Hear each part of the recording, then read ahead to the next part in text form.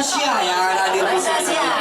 Kita akan juga bareng, kita akan nyanyi-nyanyi barengnya di sini. Seru banget ya lihat pemimpin yang dekat sama rakyat begini. Iya, benar dekat dan beliau. Mana-mana karena habis ini kita akan dihibur oleh Kalimba dan juga Sasha tentunya, ya.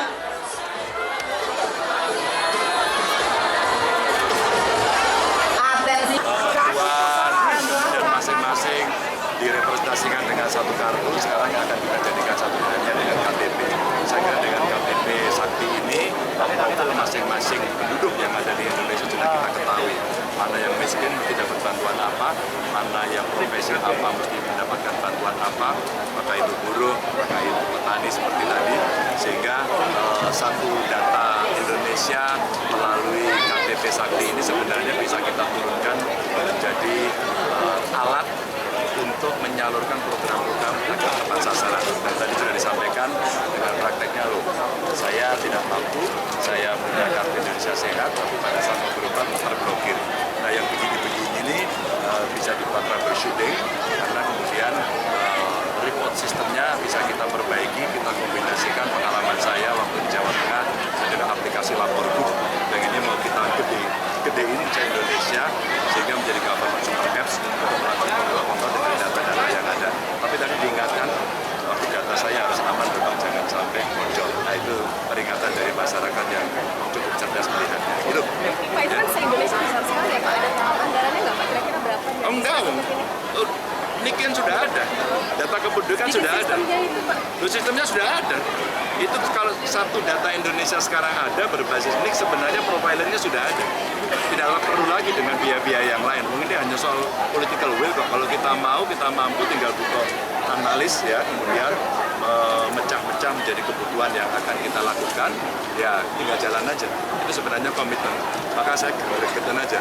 Kenapa satu data Indonesia nggak beres? Nah, ketika kemudian kita mulai produksi pertanian, wah kita sudah swasembada, 3 bulan kemudian mau impor. Hari ini mau impor lagi. Sebenarnya kita bisa seperti apa? Kita ngaku aja sebenarnya. Ngaku nggak apa-apa. Oh memang kurang karena situasi perubahan iklim, karena pupuknya kurang, karena produktivitasnya rendah. Tugas kita adalah mencari jalan keluar berbasis data yang menarik. Strategi jelang tahun baru Pak, udah cukup pilpres. Apa itu? Strategi khusus di kan jelang tahun baru, jelang pilpres juga. Konstan saja, tapi kita lebih banyak bertemu rakyat dan mendengarkan seperti kondisi hari ini. Karena setiap kita bertemu, sampai khusus hari ini saya bertemu di Jawa Tengah, sambutannya seperti yang Anda lihat, yang Anda dengarkan. Jadi ya insya Allah inilah yang dihidup.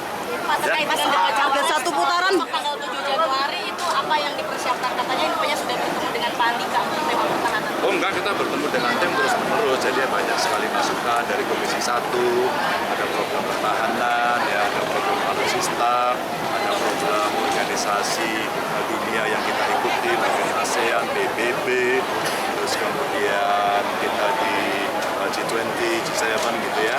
Ini contoh-contoh relasi-relasi ekonomi yang ada, tapi ada problem perbatasan, ya, ada problem perang, bagaimana menempatkan Indonesia, ada problem korupsi seperti hari ini yang ada. Jadi banyak sekali sih tema-temanya dan sudah disiapkan, insya Allah. Pak, tadi targetnya satu putaran angkanya berapa Pak? Target satu putaran angkanya berapa Pak tadi Pak? Itu biar disiapkan.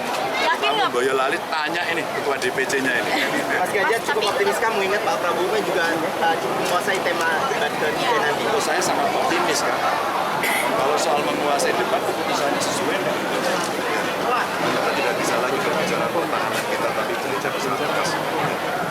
Oke, yuk. Pak, jajar genjang atau apa Pak? Jajar genjang Pak?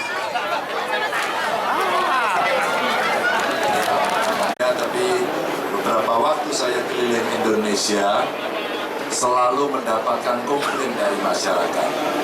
Komplain pertama termasuk tadi di pasar. Pagi-pagi kita jalan dari pasar.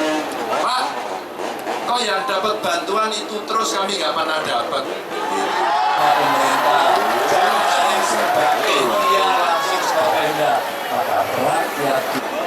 Pak Kron itu pun mumet kan bisa daftar mawon itu butuh dikei bantuannya. Itu yang muncul.